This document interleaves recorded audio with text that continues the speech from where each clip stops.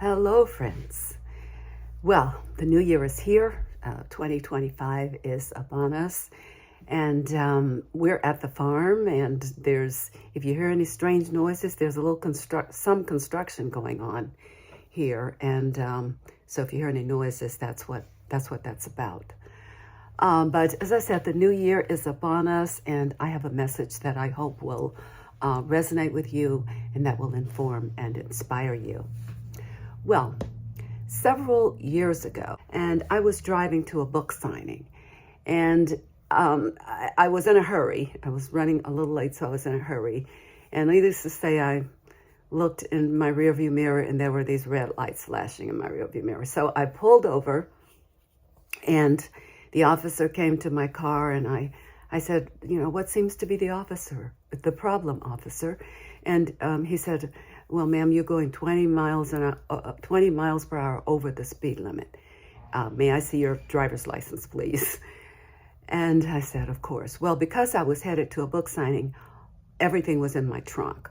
So I told him I needed to get access to my trunk. And he stood there and waited and watched as I went to my trunk and fumbled around and found my driver's license and insurance card, and came back, got in the car, and presented him with my credentials. And to my surprise, he looked at my driver's license and he said, "Is this your real age?" And I said, "Well, of course, my ID is not fake." And he said, "Well, just keep on doing what you're doing." And with that, he issued me a warning, and I was off to my book signing. Well, I'm happy to say, and I'm proud to say, that I am trim and active and healthy, and I take no prescription drugs despite my age. And I realize that I am the exception and not the rule. Because 70% of adults in the United States are overweight or obese. And of course, there are comorbidities. 85% of people over the age of 65 have at least one chronic disease, and 68% have two or more. We spend $4.1 trillion annually on healthcare in the United States, according to the Centers for Disease Control, and 90% of that $4 trillion goes toward treating chronic and mental health conditions. So if you're struggling with your weight, know that you are not alone.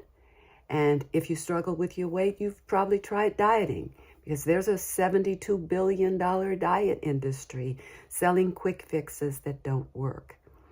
The failure rate of diets is actually 90%. So I've given you a lot of statistics, and of course I realize statistics are impersonal. You and I know that immense human costs, a reality of physical and emotional pain and suffering, is behind these statistics. Living and struggling with a weight issue or chronic disease is real for far too many people. So I don't want my New Year's message to be a downer. I'm here to inspire you. So I want to give you some insight and information to help you think about this situation differently. And if you happen to be the exception, as I am, rather than the rule, please keep listening and think about sharing this information with family, friends, with loved ones who could be helped by it. Einstein once said that it's impossible to solve a problem using the same level of thinking that created the problem. I was a math major, and I know that to solve a problem, you need at least three things. You need a correct statement of the problem. You need to understand the factors that contributed to the problem. And any solution you come up with is going to require a change in thinking or in behavior or both. So let's get at it. I will begin with this. Weight is not the problem. Overweight and obesity are symptoms of the problem. Overweight is better thought of as a symptom whose root cause it needs to be explored and it needs to be understood. We all want to be healthy. If health is our goal, the first step is to begin making healthy choices. Sleep and exercise are certainly they are important. They contribute to your health. But the essential first step is eating right.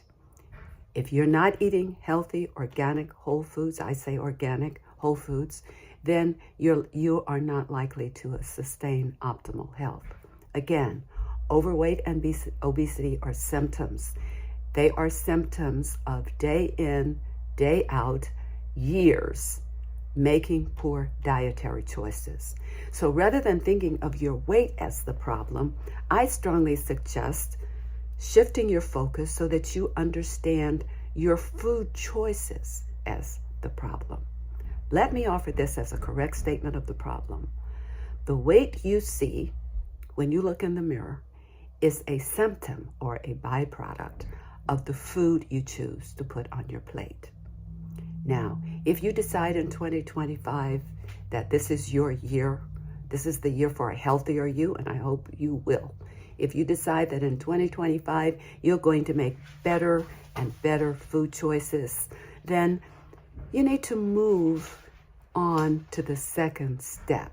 And that second step is understanding the factors that contributed to the problem. When you understand what you're up against, then you can operate with greater awareness and increase your chance of success. Certainly, there are many factors that contribute to your dietary choices. Most of them you've heard of: culture and ethnicity, economic status. And these are real, but there's one factor that supersedes all others. The greatest single factor contributing to your food choices, the food that's on your plate at mealtime, is the food environment. Let me explain. No matter your ethnicity, family background, economic status, you can't purchase what isn't there.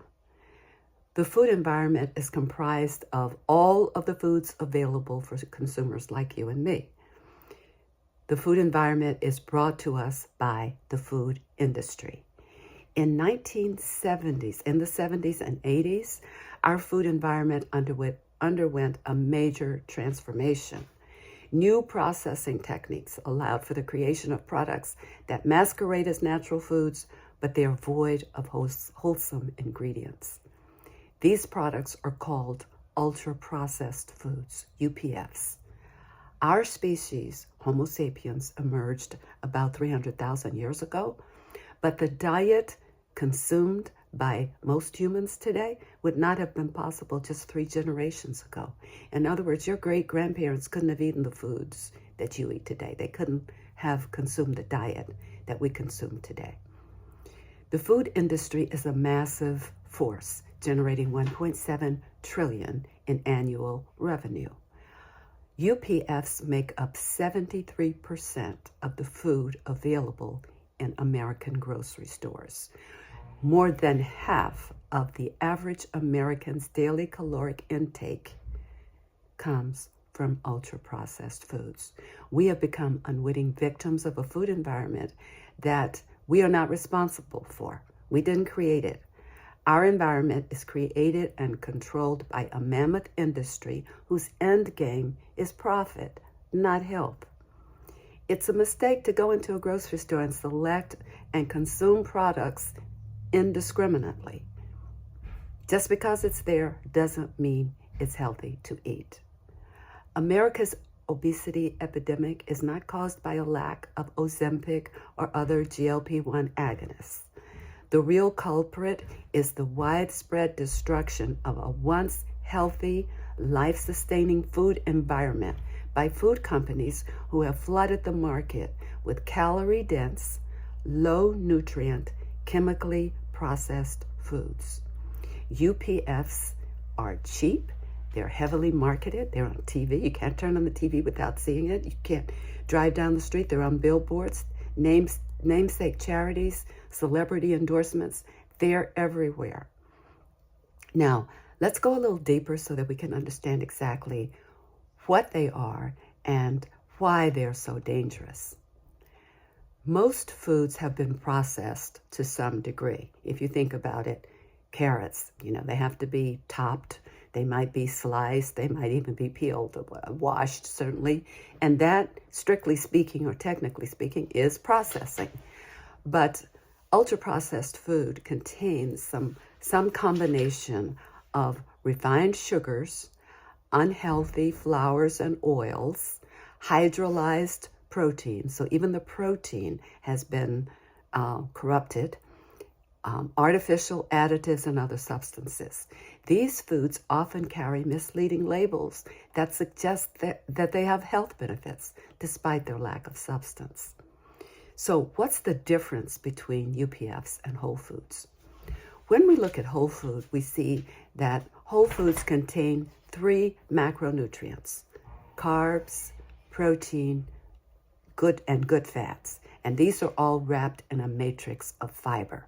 And we don't want to forget about fiber, because even though it's not digestible, fiber has many critical functions. Fiber feeds the trillions of microbes in the gut, which in turn produce a thin protective wall of short-chain fatty acids to protect the rest of the body by preventing dangerous toxins from entering the bloodstream. If you've ever heard of leaky gut, that's a failure of the gut wall, and that failure can be caused by a lack of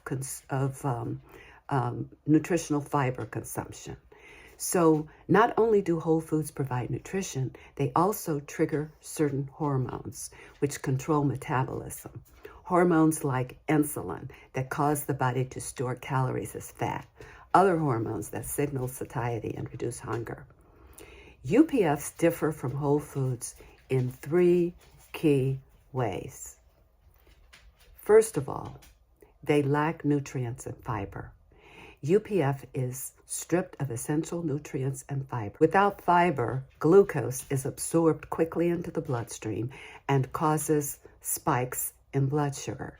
This triggers a surge in insulin, and insulin tells the body to store excess sugar as fat. And despite their high caloric content, UPFs don't provide much in the way of energy. Secondly, ultra-processed foods fail to satisfy hunger. Unlike whole foods, UPFs don't activate the body's satiety hormones. The body gets no signal of fullness. And third, and finally, UPFs can be addictive because of the way it affects the brain's reward system. The rapid influx of glucose triggers the release of dopamine. That's a neurotransmitter associated with pleasure and reward. So it acts like an addictive substance, which makes UPF potentially habit-forming and difficult to resist. So to summarize, UPFs differ from whole foods in the following ways. UPFs are high in sugar, which is stored as fat, which equals weight gain. They don't satisfy hunger, so you eat more, which equals weight gain. They can be addictive or habit-forming, so you eat them constantly, you crave them, which equals weight gain. You get the picture. The macronutrients and fiber in whole foods support overall health, providing energy and controlling hunger. When I say whole foods, I would emphasize fruits, vegetables, nuts, seeds, grains not so much, also eggs, fish, and meat that have been sustainably grown and in moderation. And so whole foods are rich in macronutrients, they're rich in fiber, and this signals to the brain, okay, you've had enough.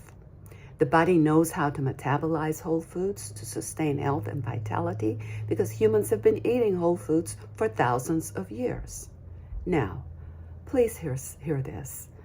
I said earlier that any solution requires change, a change in thinking or a change in behavior or both.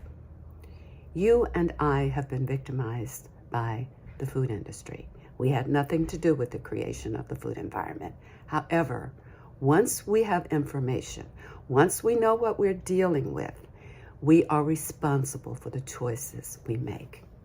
We are responsible for making the necessary changes. In other words, when we know better, We are responsible for doing better. With information, we can shed victimization and embrace empowerment. Let 2025 be the year that you begin to make food choices that nourish and sustain your body and mind. And where your body and mind are, your spirit is sure to follow. You deserve to show up for life as the best possible version of yourself. You want to look and feel your best now and in the years to come. Transitioning from the standard American diet, that SAD, S-A-D, standard American diet, to a whole food lifestyle can unlock a profound personal transformation, one that brings energy, clarity, and vitality. That said, change can be hard. I get it. If it were easy, we wouldn't be facing a chronic disease epidemic. Change requires effort, commitment, and resilience. And that's where I can help. As your wellness coach, I'm here for you. In future episodes, we're going to explore specific dietary changes and strategies for making those changes successfully. And know this, you are capable of doing hard things. You have the strength to overcome challenges and transform your life. And let me say to my brothers and sisters of faith, you have the faith to move mountains, but you can't resist a bag of chips. God is your refuge and your strength, but you need a fast food fix to get through the day. We are more than conquerors, but sticking with a healthy, life-affirming diet is just too hard. Let's start walking the talk. I'm believing with you that 2025 is your year. 2025 is the year that you highly resolve to make better and better food choices. In 2025, you highly resolve to eat more whole foods and less and less and less UPFs. You can do this. 2025 is your year. I'm here for you. If you need a personal wellness coach, send me a message and we can set up a consultation. Let me hear from you. Also, please like and subscribe and share, because doing so will help me to grow this channel for greater impact. And at the end of this year, I look forward to hearing how someone looked at you, disbelieving your age, and said, just keep doing what you're doing. This is Joy Strickland, your certified wellness coach with inspiration for your wellness journey. I'll see you next time.